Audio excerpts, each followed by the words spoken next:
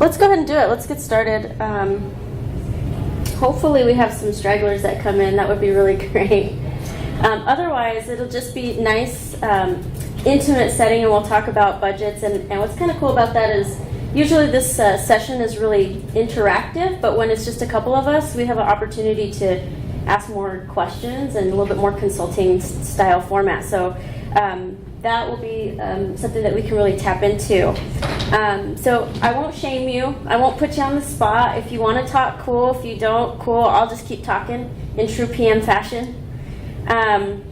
Let's see. Something that I think is really neat about the Drupal community is it's just that. It's a community. And so people are often sharing experiences, sharing code, providing feedback, also improving.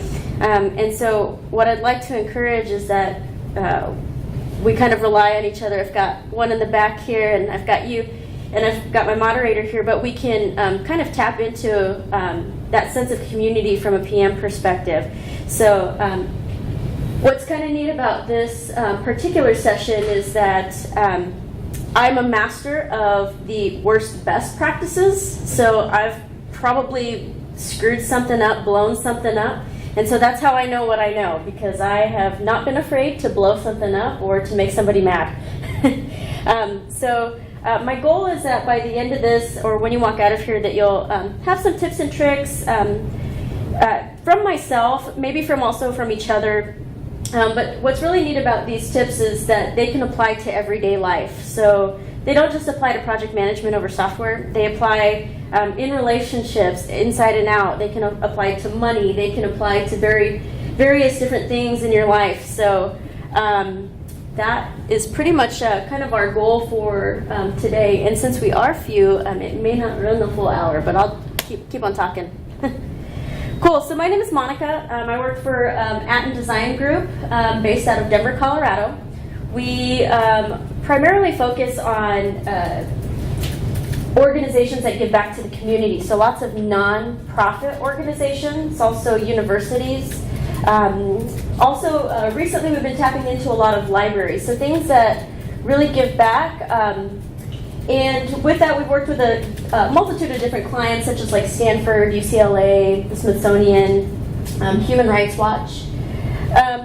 I myself did not start as a project manager, was originally a developer. Was a .NET developer working in Java, C#. Also did from more of an architecture perspective, so I worked a lot in databases. I also couldn't decide what I wanted to be when I grew up, so I did networking as well and have some certifications there. But I did find that I was passionate about building applications and finding solutions to people's needs. And so it made more sense, I think, for me to move maybe towards like a UX architect, but I loved talking to people, and I loved learning about people and kind of having conversations that people didn't want to have. And so I moved into project management. Something that I have learned about the software industry is that people aren't always in software. They're usually in something else. They didn't start out in software. So I kind of feel like I'm unique in that aspect, but a VP of a company I worked for previously was a Juilliard graduate in opera. And so I have found that people usually in the creative arts tend to make some of the best designers, or some of the best software engineers, or even some of the best project managers. So cool. I'll start in the back. If you can just tell me your name, and then also kind of your role, if you are in software or if not, and then just maybe like an accomplishment you had before you were 18. My name is Cesar. I'm not in software. I'm just accompanying Monika on this trip. My background is finance. Before I was 18, I was in the top 10% of the nation, academically. Awesome. Cool. I'm John Lukowski. I have a web co-op called Polycott Associates. It used to be my company. We just transformed it to a co-op a couple of years ago. And I do a lot of project management. I do a lot of business management. Awesome. And a lot of those conversations about budget. Absolutely. I think it's one of the most difficult conversations to have. Definitely. And then what's an accomplishment before you were 18? Before I was 18, shoot, I can't.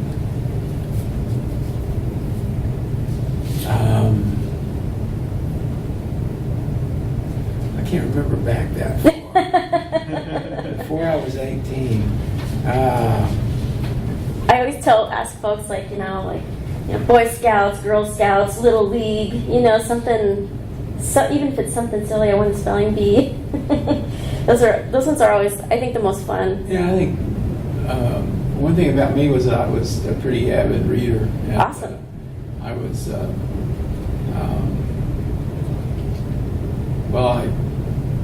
I tested very well. Speaking of testing, being in top percentages and so forth, but I didn't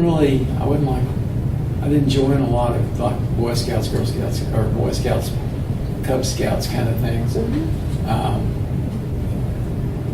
so I can't really point to any of those kinds of achievements. That's all right. That's quite all right. So you did well academically, and you like to read. I think most people under 18 don't like her to read so much. Cool. Well, you joined us late. Yes. We're doing some intros, so if you can just give me your name, your role, and an accomplishment before you were 18. An accomplishment before I was 18. My name is Eric Vormelker. I am with, I guess my title now is Technical Coordinator at Texas Health and Human Services Commission, the communications web. And accomplishment before I was 18. I'm in a boat not too terribly far different from his.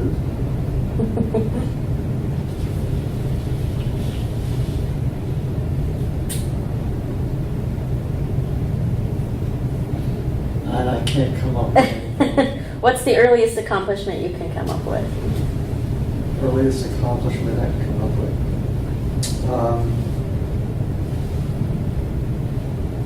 Well, actually, I guess I learned how to play bass. Oh, that's in awesome. high school. So, Cool. Worthy accomplishment. That is an accomplishment. I can't seem to get my hands are so small anyway, but I can't seem to get my fingers to move. And it's crazy. My dad's like an avid guitar player.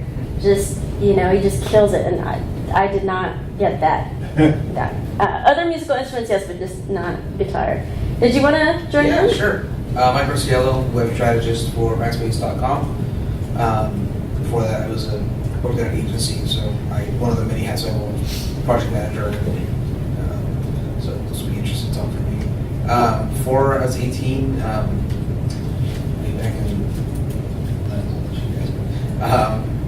I taught myself with a group of friends HTML. We built a website and would transport back and forth on floppy disks before. Wow. Hard drives. Yep, floppy disk. So- I tried to explain floppy disk to my daughter, and she's like, what? She's only 9, so it's all, explaining rotary phones to kids. oh yeah. Yep, so, those are all things. So again, I'm Monika. I'm a project manager. And accomplishment before I was 18. See, I struggle with this one as well. I would say, one of my biggest accomplishments, I was in the 3rd grade and I had no desire to be in this talent show, and my mom made me do it, and I won 1st place. Oh, wow. So it was just kind of, I think it was a fluke, honestly. Cool. Just kind of tapping back into my intro, I was a developer, so I'm what most developers call that scary or dangerous PM, because I do have that. And so a lot of times they'll say, I can't fluff the estimate, or I can't fluff these things because she knows. Cool.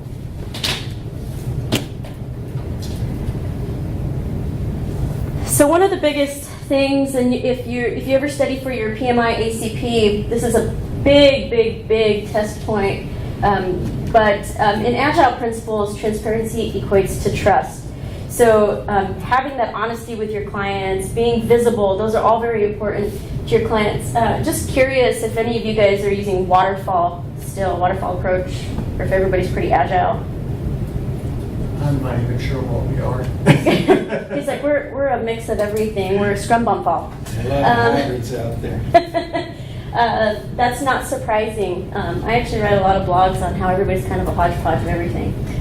Cool. So I think this is kind of the foundation for communication is absolutely being transparent, but building trust. So something I called out in the description of this particular course was like establishing and maintaining that expert status, and also gaining the respect as a consultant. And it all circles back to this principle. So, to be transparent, I really want to focus on definition D here, which is characterized by visibility or accessibility of information.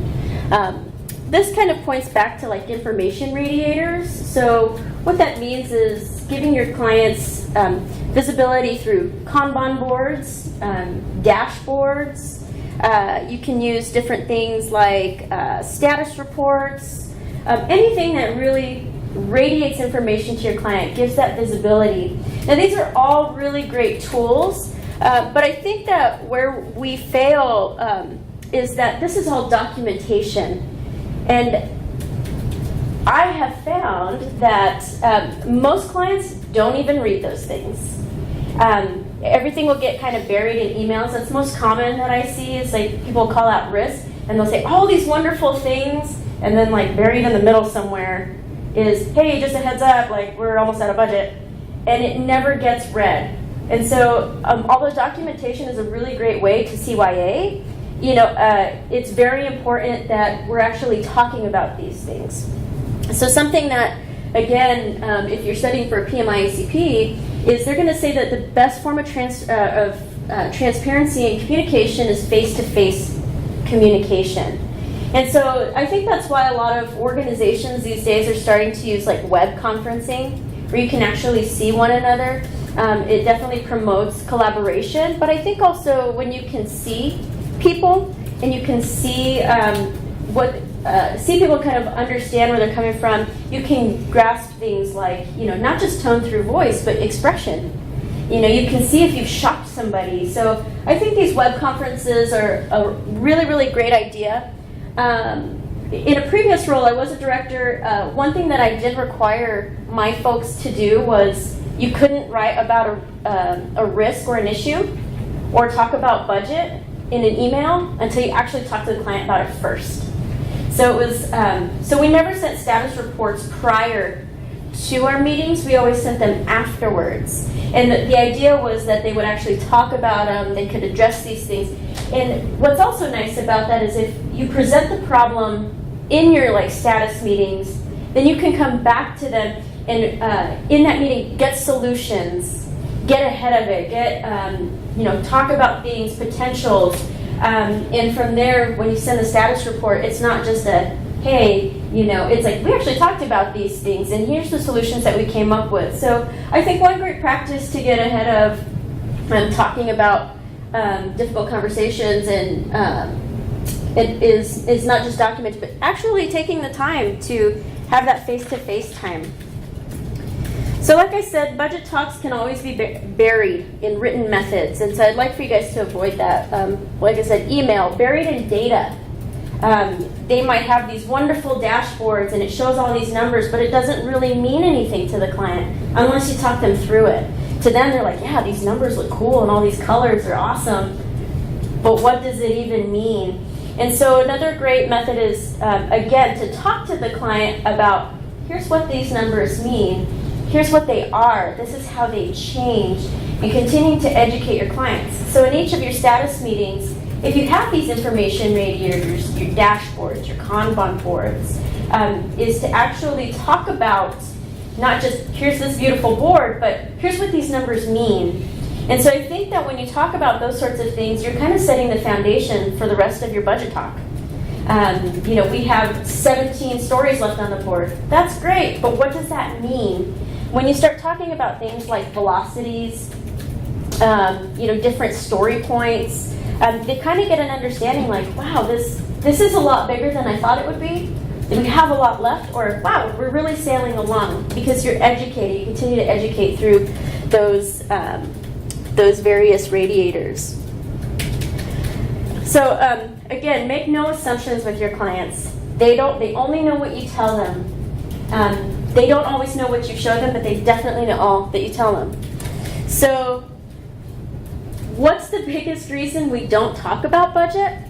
It's fear. It really boils down to one simple thing, and it's having the fear of talking to your clients. So I thought this was really interesting. Fears are educated into us. And so how do you think that is? How are they educated into us? Your hand on a hot stove, you get burned. That's exactly it. It's experience. What works for some may not work for all, right? And that's true with your clients. Every client is different. And so what works for one may not work for another. The other thing that happens is, especially when you're new to a company, they say, oh, you got to watch out for this client because, you know, X, Y, Z. And now you have this preconceived notion about what that client is like. And so now you've set the tone for what that conversation is going to look like. So somebody tells me, hey, you know, this client is so difficult to work with. They, you know, don't ever talk about things like how many stories are still on the board. Because then when you get in those conversations, you're like, I'm not going to tell them about the stories. I don't want them to be mad at me. So definitely want to kind of avoid those things. So while we want to tap into our experiences, we also want to take the learning lessons away from them and say, how can I transform that to fit this particular client? So again, if we wish, we can be educated out. So that's kind of what this session is talking about, is how can I break this is everything I've learned, how can I tap into my lessons learned, but also be flexible and be opening to trying things over again.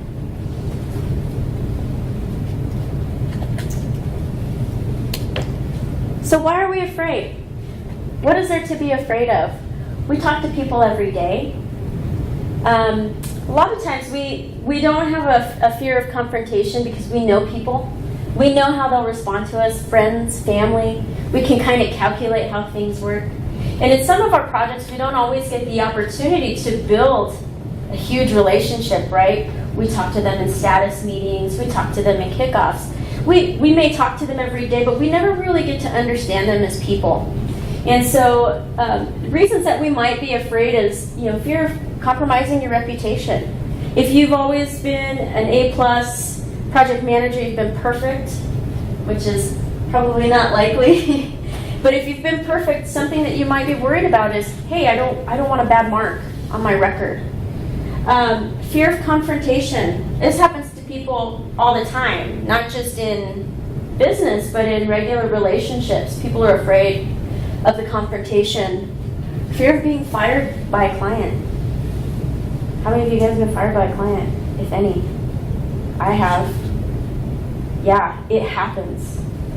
And sometimes, you know, being fired by the client isn't a bad thing, especially if you've done your due diligence.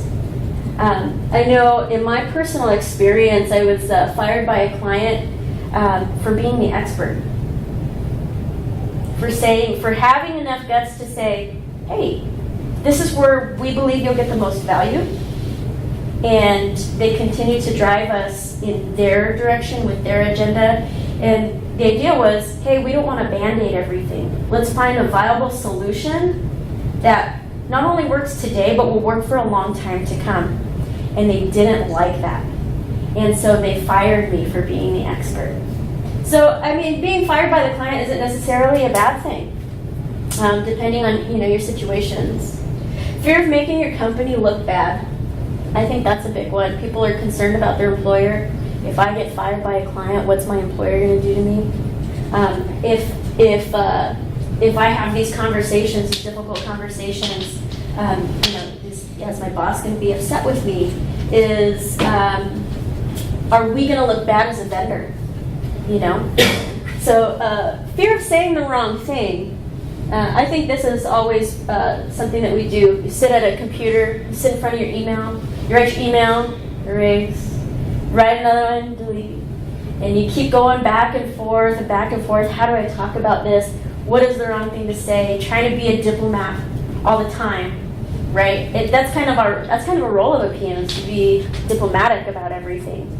But sometimes being frank is what the client is looking for. They need somebody to just tell them how it is. So these are all things that cause us to be afraid.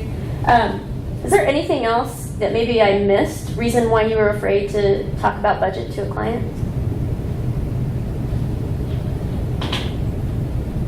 I think those kind of cover pretty good broad perspective.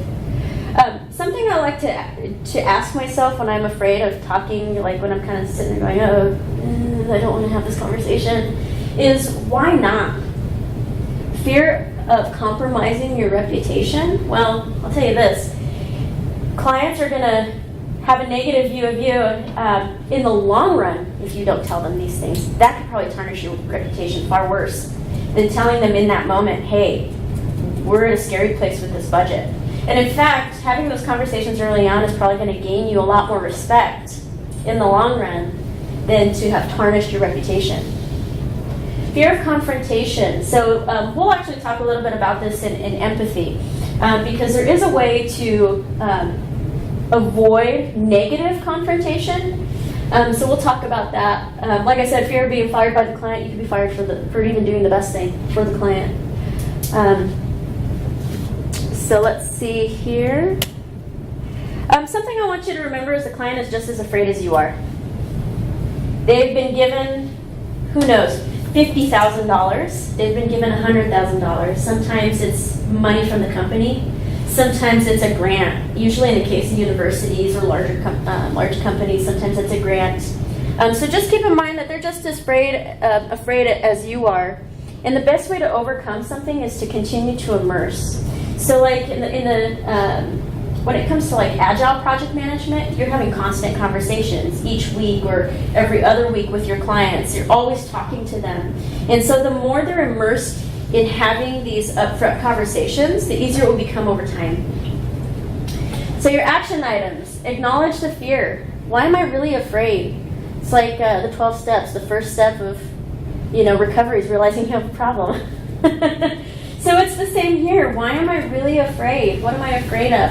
And the next is viewing your future self. So overcome. If I do this, then this happens. This is my developer coming out. If then else.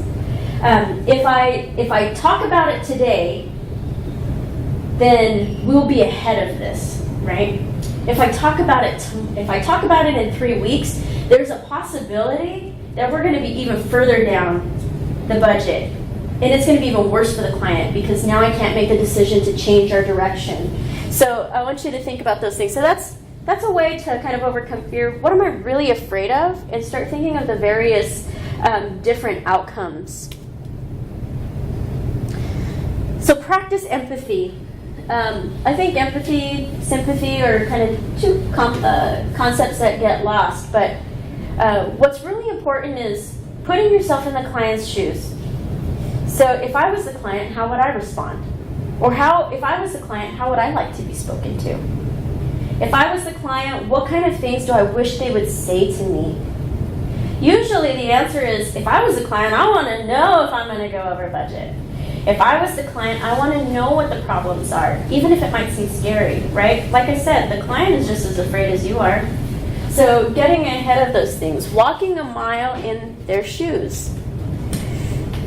So it's the action of understanding and knowing where your client is coming from. Like I said, walking a mile in their shoes and being able to communicate that. So empathy can be both reactive, it can also be proactive. So a lot of times for PMs, we want to be proactive, we want to be ahead of the curve. What happens a lot of times is we end up reactive. And so a lot of times you get to the point where you're like, oh crap, I've got, X amount of this project done. I've got, 50% of this project done. I've used 80% of my budget. What do I do now? And so a lot of times as a PM, you end up being reactive. But I think with empathy, you can be proactive. So you can look at things and, especially PMs get a lot of reports, they're able to forecast and say, if I was the client and I knew this was coming, Would I like to know this today or tomorrow? So just keep in mind that empathy can go both ways. I think as a PM, it's really important to kind of master that balance. There is a balance of those things. Being able to react quickly and respond quickly, and also being able to be proactive, kind of seeing what's coming down the pike, seeing what's coming down the way. So always be willing to walk in your client's shoes.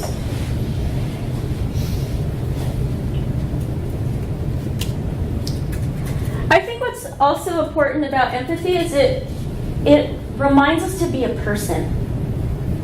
People get caught up in PM of this is the process, these are the tools, these are this is my status report, these are the things I have to say, but they forget to be a person. And so empathy reminds us that we have feelings, our clients have feelings, and they're people too. Probably sounds a little kumbaya, but it's definitely true. And so what's important about particularly this quote, and I love Stephen Covey. If you haven't read The 7 Habits of Highly Effective People, you should. But showing deep empathy towards others, their defensive energy goes down. So when I come to a client and I say, I just want you to know, hey, we're going to run out of budget. It's probably going to go, what? What are you talking about? What do you mean? What happened? Why didn't you tell me? So their defense goes up. When you start showing empathy, like I said, you can become more proactive. You start to say, if I was the client, then how would I like to respond, somebody to tell me about this? Hey Monika, just so you know, our project is likely, at the way that we're projected, it's likely that we're going to go over budget. Here's what we can do. We can reprioritize things. We can kind of change what our MVP looks like. I understand. I understand that this might be really frustrating, but I'm willing to work with you and kind of figure out what's the best approach for everybody. So, when they see that you understand and they see that you're proactive, then they're more likely to work with you. And I agree with this, that's when you can get more creative.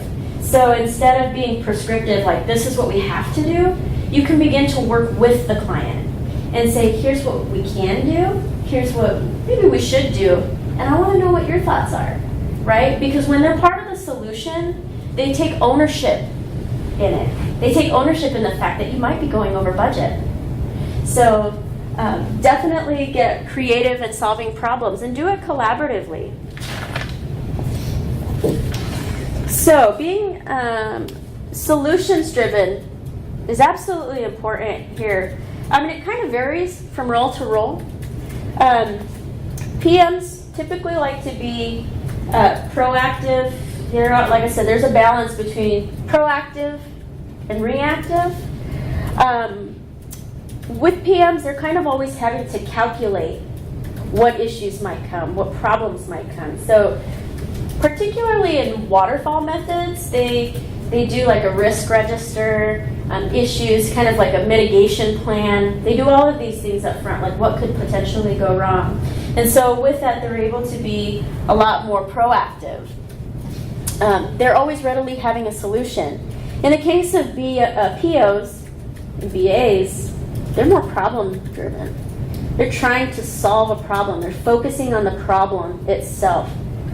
What are we trying to accomplish? What problem are we trying to solve? What is the problem with this database? What is the problem with this workflow? So that's where it's a little different. And so when you're working as a team with POs and BAs, keep that in mind. I think that's why those two working in tandem are a good power team, because they see it from both perspectives. Devs and designers are a little bit of both. They're seeing the problem and finding ways to solve. So they might be presented a problem from a BA and they have to solve it. So, like I said, PM tools from the past are very, very beneficial in helping you create the perfect conversations. When you get into Agile, they talk about less documentation and more collaboration.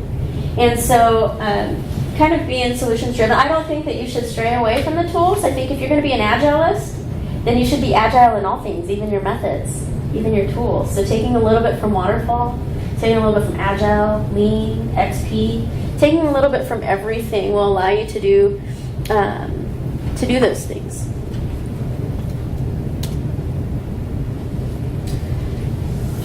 So reasons to be solutions driven moves the focus away from the problem. Like I said, we want to be collaborative with our clients. We want to give them the option to be collaborative. So if I come to you and I say, hey, we're going to be over budget, that's nice. What are we going to do about it? So if I continue to come to you and I say, hey, we're going to be over budget, hey, we're going to be over budget, now I'm starting to build panic in my client. So if you're being solutions driven, it focuses away from the problem. Hey, we're going to be over budget by 10% or more. Here's what we do about it. Because now if I start presenting solutions to them, the focus is no longer on the problem, but rather the solution. So this propels you into the future, saying, cool, we have this problem now, but we're going to set the stage for the rest of what's to come. Again, it allows you to guide the potential outcome. Something I like to do is give my clients give them options. And so by saying, hey, here's option A, and here's option B, here's option C, I'm able to kind of guide what direction I want to go and which direction I'd like to lead them. And I can be, I can always, lean towards one way or another. But I've found that it's easier to get people to make a decision when they have some options. It's kind of like going to dinner. This is a common thing that we experience. Hey, what do you want for dinner tonight? I don't know. Hey, would you like Italian tonight, Mexican, or, Chinese? And now that you've given them options, it's easier to narrow it down. So it's the same thing with our budgets. Hey, we can reprioritize. We can change what our MVP looks like. We can swap something out. And so by giving them options, you're able to guide those things and guide the outcome. I also think that it establishes you as the project expert, as a PM expert, as an expert on their project, as an advocate for them, right? By giving them the options, it means you understand the problem. You have empathy for the fact that you're going to be over budget.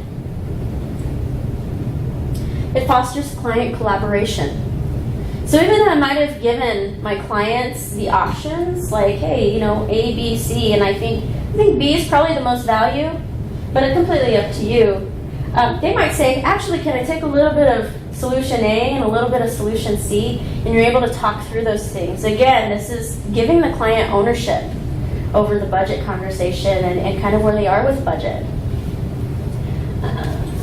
And it keeps the focus on working software. Like I said, you want to provide the most value. So even budget conversations can provide value to working software.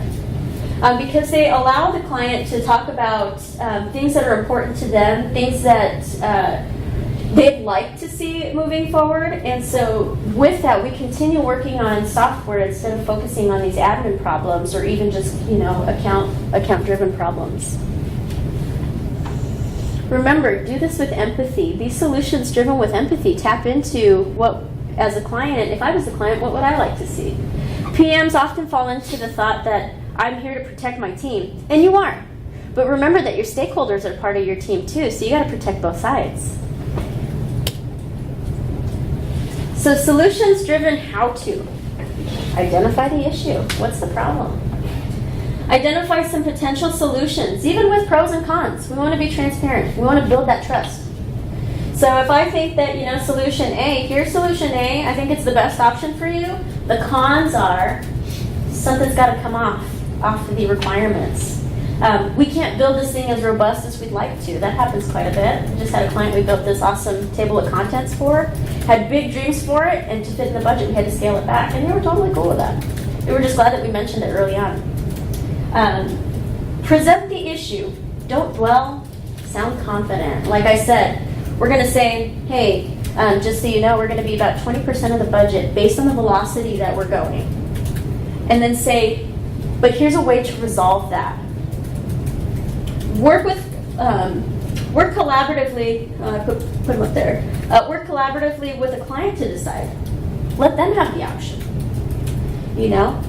And then if that doesn't work, wash, rinse, repeat. Do it again. Identify the issue. And you can even narrow down, like they might say, we might say, hey, we're going to be over budget because of our velocity. And then really down the line, they say, hey, well, we're going to be over budget because of how many features we have. You may have to change the way that you talk about it. So that's why I say wash, rinse, repeat. You just kind of continue to go over and over and over. Things to avoid. Circular talking about the problem. People become so just in their fear, they keep saying, we're going to be over the budget by 20%. And then they might say, hey, here's a solution, but we're going to be over the problem, or over the budget by 20%. And they keep saying this, and by hammering this into the client, by saying it over and over and over, you're now creating more fear in the client. And so they're becoming even more unstable about the situation. So you begin to not help the situation by continuing to repeat it. Again, empathy, not acting like a human being. If you're so rigid and you're so stiff that you can't relate or you can't provide options, then you're not a human being. People, despite their roles, CEOs, CTOs, VPs, they're all people at the end of the day. And they may be making calculated decisions, but sometimes those decisions are based on intuition, their experiences, which sometimes involve their feelings. So be a human being. Attacking or accusing, well, you said, so I thought this is what you meant. There's some kind of trigger words in there. Usually well is one. Well, you did this, you said this, something I like to say is talking about we. I've often hit on the point that we're a team. Regardless if you've got a team of developers and designers, your team also includes your stakeholders, which are your clients. So we discussed this together. We worked collaboratively to do these things. Once you start getting into you or she said and he said, then it starts to kind of feel like attacking. It focuses again on the problem rather than the solution. It's our policy. This is, I think, one of the worst things you can say to people, especially in the hospitality industry, right? Well, it's our policy that we can't upgrade, do this thing, It's our policy that we can't honor this. And so I think most times people just get more upset when you say those. It's our policy. These are the rules. I think being agile, I wouldn't say break the rules, but gives you an opportunity to try different things. So maybe that's not your policy, but there's got to be another way to do it. So keep that in mind. Command and control. Again, agile practices are about collaboration, working as a team. They're about individuals and interactions rather than processes and tools. So when you get in there and you're saying, this is what we're going to do, this is what's going to happen, I think a lot of times clients get frustrated. I know that when I'm in a situation and somebody says, nope, this is what we're going to do, even in a relationship, you kind of go, hey now, thanks, where's my 2 cents? Where's my input? Where's my feedback? So you definitely want to avoid command and control. Something else to avoid is getting caught up in pushing things off. We often do this. We say, I think if I just wait 2 more weeks, it might just work itself out. That happens a lot. I know even for me, I think maybe we can make this happen. And then it blows up. Like I said, I'm a master of the worst best practices. That's one of those worst best practices, is waiting. I'd rather say, hey, just a heads up. We may experience this. I'm hoping that in the next couple of weeks, we can alleviate by doing these things. So that's kind of your risk issue, right? The risk is, I know this could potentially happen, but you want to avoid it becoming an issue. So issue means this has happened. So we don't want any issues. You get ahead of the risk. Risk is not a bad word. Risk offers us opportunity.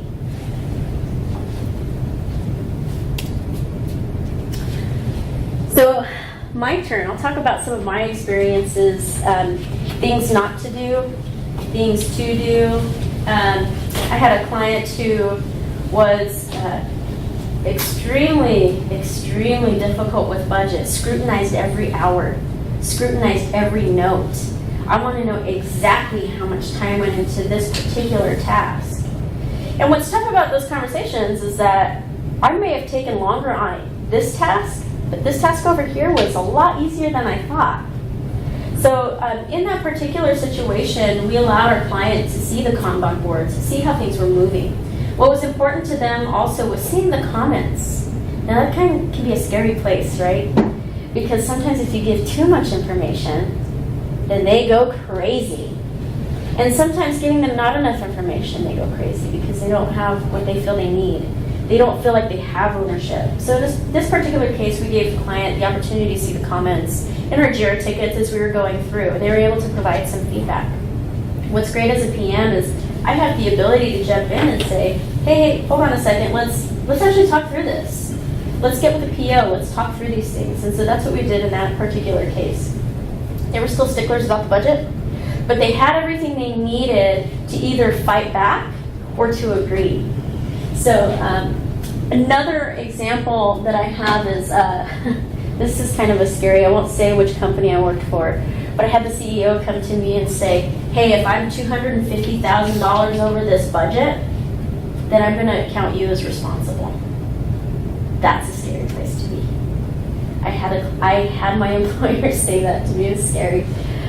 So, even more power for me to go, we're going to come in under budget and ahead of schedule, right? But in that particular case, we constantly talk to the client every week. And so, yes, there were some hiccups about we don't think we're going to make it. But again, providing that transparency, saying here's exactly where we are, it pulled the conversation away from budget. It made the client actually focus on the features. It made them focus on the problems that they were trying to solve. So when we did have budget conversations, they didn't seem as hard, right? Because we're focused on providing value overall. Is there anybody in here that's had like a really negative experience with budget that turned out to be positive through just communication? Yeah. Well, I just recently had a project where, first of all, we use Basecamp and we have the clients as engaged as they want to be in the project, so they can see a lot of what's going on. And we had a project where we provided an estimate, and the person that we were working with on their end lowered the estimate internally and got a lower estimate approved. Yes. And we discovered, kind of toward the end of the project, we discovered that we were at the high end of our estimate, which meant we were substantially over the estimate that she had turned in. And because of the degree of transparency we had with them, and because they had been plugged in every inch of the way, and we'd been giving them time sheets, and we'd been really open with them, that really was not a disaster as it could have been. Yeah. And, I mean, I can imagine other clients where that might have been a disastrous occurrence, but they just sort of accepted it and they kind of understood it. Yeah. So, Why do you think she was afraid to give the actual estimate? I think it may have been a little bit of a disconnect. We gave them a ranged estimate, and she took kind of a mean figure. Gotcha. But really, we get these ranged estimates a lot, and I'm starting to think we shouldn't. Yeah. Because if you hit the high end, when they look at it, they're either going to look at the low end or they're going to look at the mean. They're not going to look at the high end of it and expect that. But often you find yourself on the high end, and this was somewhat more complex than we thought it was going to be. So Yeah, absolutely. We were definitely on the high end, and in fact, we're still working on it. Yep. Yep. So again, that kind of taps into fear. Like I said, the client's just as afraid as we are. So I think usually a lot of times they like to take those means or like take the lower estimate because they want to look good to their team, right? Yeah, right. And that's when they come back to the like, well, you said, and they become the attacker. Well, you said it would be this, and so I took the mean, or there's definitely a lot of attacking. But in your case, like you said, you have Basecamp, which is a great tool. Yeah, and I realized I had to be pretty matter of fact about it when I was telling her, like, well, this, we're just going to be over. Yeah. And I just kind of stated the case and didn't say too much more about it. And she was pretty much the same way with it. Yeah. The question was, should we keep going or should we put the brakes on? And she's, no, keep going. It's fine. Yep, absolutely. Yeah, because you were transparent. You were frank with her. Yeah. Yep. Sometimes, like I said, it doesn't seem like the right movement, or the right thing to do at the time. But in the long run, now she's like, yep, just move forward with it.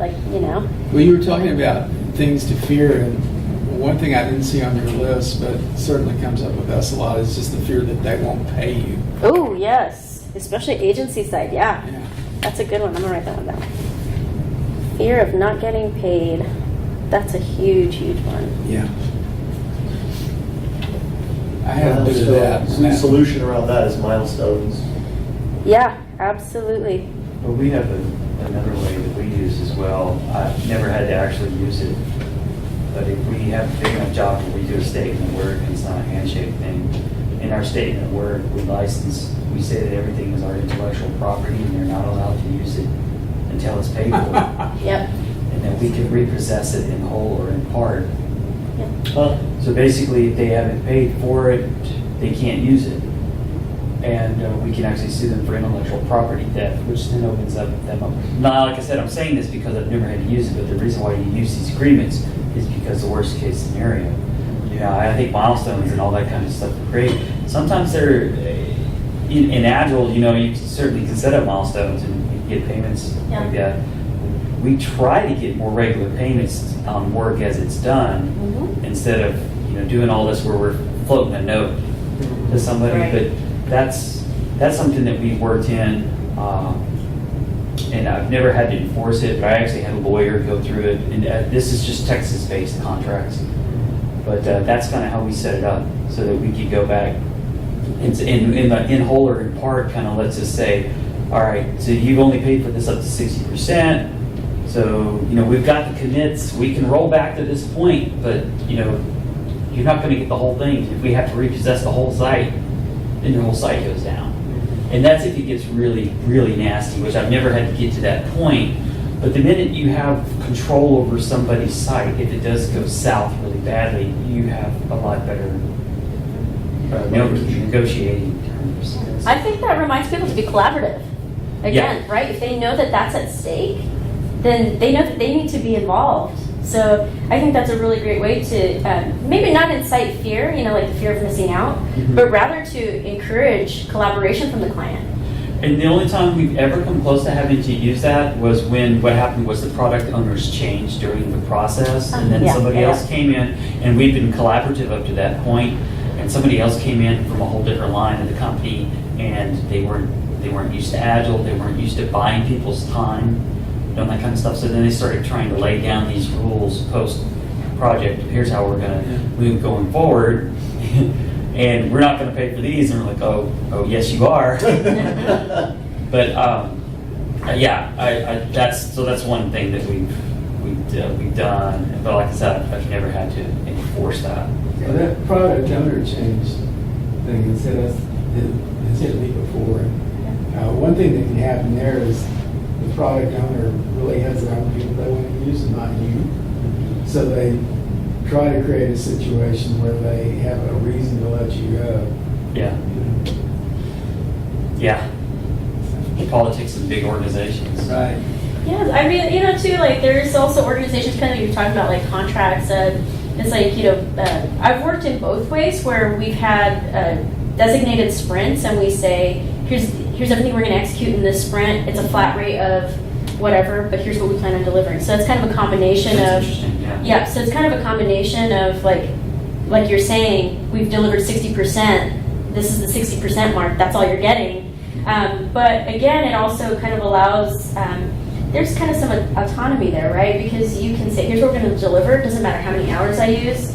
This is the point we're getting to. So that's kind of a nice combination. Also, something that I've had to have in my back pocket before, and it's not an easy conversation, is we're a T&M shop. You know, we built the baseline for you, so it's very important to be clear on those SOWs or your estimates. This is what this includes. And sometimes I've noticed that estimates don't include QA, right? Don't include the PM cushion time. They don't allow time for revisions. And so something I've had to do with some clients who I felt may have been difficult or who scrutinized hours is say, hey, so, you know, here's, you know, this is going to be 20 to 25 hours. This includes, you know, your product owner time, you know, X amount for discovery, your actual development, your QA, and a round of revisions, a single round of revisions, and any revisions beyond that are going to require an additional estimate. Yeah, we use a spreadsheet that has that stuff built in when we're estimating. So. Yeah, there's a really great tool for that. Gosh, I can't think. I think I have it on my computer, but like, you know, the Monte Carlo, and it kind of helps estimate kind of what, you know, the most ideal. And we have a blog about this on our app and website as well. We did a kind of like a case study, if you will, about how we use that particular tool, and it helps create those estimates. Most likely outcome. This is how likely we'll be to whatever that budget is. And so you can definitely leverage those things. I just kind of had an insight about the project I was talking about. We were making regular sprint reports, but those sprint reports showed the hours that we had worked. Yeah. And that I think the hours remaining. But I think if I had converted those to dollar amounts, it would have been clearer to her. Exactly. Yeah. And every client is different. You know, like sometimes that works, and sometimes that's too much information for other clients, right? They kind of go in panic mode. So, you know, that's the thing is about being an agilist is, you know, not just being agile in a method, but being agile in the way that you talk to people, being agile in the ways that, you know, the different methods, ways that you say things. Also, like you said, the presentation itself, you be agile and all of those things. I mean, what's really important, and it brings me to, you know, the next slide, is it's all about doing. You know, like I said at the beginning, your experiences can vary. Where you might have been burned using one method for one client, it may actually be the best way for another client. So you just never know. And so it's I know it's easy to get kind of caught up in this is what works, but sometimes that's not the case. And so being agile with the things that you're doing is extremely important. So 99% of the failures come from people who have the habit of making excuses. And kind of what I'm thinking about this, in particular with excuses, is, well, this was in my toolbox, and this is how we do it, and this is the process, and this is just what it is. Right? That to me is an excuse. And so you want to be really cognizant of that and say, you know, here's my toolbox, and you want to continuously add to your toolbox. I can think of different ways to use a hammer. I can think of different ways to use a staple gun, right? I can think of different ways to use a saw. You know, if you will, you'd be like the MacGyver of project management. You know, I got these little various things. How do I make them work the best for me?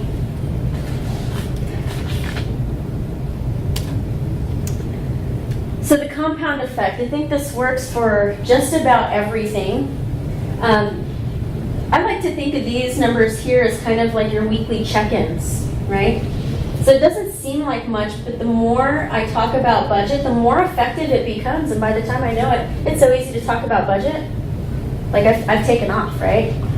The client already expects these things. They already know, and so everything turns into positive. It's the same here. If I continue to focus on fear, it might be just like a little fear at first, and then by the time I know it, it's compounded over time, and I'm just so afraid I can't even say anything. So compound effect. If you're not familiar with finance, it'd definitely be a finance thing. The learning process is all about trial and error. You can also do this with team retrospectives that include the clients, because they can communicate what they're missing, what they need, what their fears and motivations are. Self-reflection, like I said, I got burned, you know, or you know what worked best. And then just like this session, sharing experiences. You know, I think PMs are in the business of knowing everything. If they don't know everything, they got to go find out everything. But I think that collectively, like with the Drupal community itself, is there's power in numbers. I guarantee that collectively here today, we know more than I know by myself, or that you do by yourself. So that's really important, is sharing those experiences. Having a mentor is great, but even sharing experiences with your colleagues is really important. Give and get respect. You can be respected and not liked at the same time, right? They may not like what you're telling them. They may not like that you're talking about this difficult thing called budget, but they will respect you for it. So keep that all in mind. Malcolm X, I think he said it best. I have more respect for a man who lets me know where he stands, even if he's wrong, than the one who comes up like an angel and is nothing but a devil, right? If you're not talking about these budgets, then you're being deceitful. Go ahead and talk to them. They're going to respect you more in the long run for being honest with them and creating that trust, being transparent. And the final product, this will close us out, is you get a well-rounded PM. You get a PM with a toolbox of many solutions and tools. You get to be the MacGyver, if you will. You'll be a natural agilist. Try a little bit of everything and pull it all together. Different methods, different tools. You'll be a fearless leader because you know how to overcome fear. You'll be a problem solver because you're using solutions-driven approaches to your conversations. And at the end of the day, you'll equal a better you because not only do these apply to project management, they can also apply to your life. Thank you for attending my presentation. I hope you got at least one thing that's useful for you to carry out. Again, I'm from Atten Design Group. My name is Monika Quintana. You can find us on Twitter at Atten Design, or you can find me as well at MCA Quintana. You can check out our website at atten.io. Cool. Thank you so much. I appreciate you guys chiming in. It's great. We need, I think we need more sessions like this at the Drupal stuff. Ah, sweet. So, thank you Did I very get you much. guys some swag?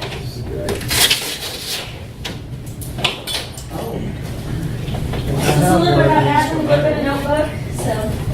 I have one of these guys, I know I recognize that. Oh, yeah. Where are y'all based out of?